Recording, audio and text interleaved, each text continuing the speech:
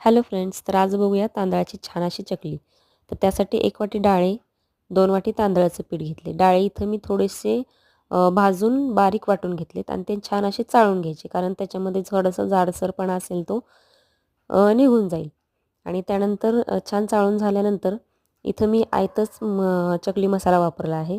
तो छान असा मिक्स करायचा आहे आणि याच्यासाठी अर्धी वाटी तेल कडकडीत गरम करून त्याच्यावर टाकायचे. हे छान चमच्यानी गरम असतानाच मिक्स करून घ्यायचं आहे आपल्याला. तेल ओतल्यानंतर चमच्याने छान एकत्र करून घ्या, म्हणजे सगळीकडं तेल पसरेल. आणि थोडंसं थंड होत आलं की त्याला हाताने असं सगळीकडं तेल असं छान चोळून घ्या. म्हणजे हाताचा असा पिठाचा असा मुटका झाला की समजायचं आपलं मोहन परफेक्ट आहे. कारण तेलाचं मोहन जास्त पण टाकायचं नाही आहे. आणि गरम पाण्याने छान मळून घ्यायचं आहे पीठ आणि मस्त चकली खुसखुशीत तयार होते. नक्की करून बघा आणि सबस्क्राईब केलं नसेल तर नक्की करा.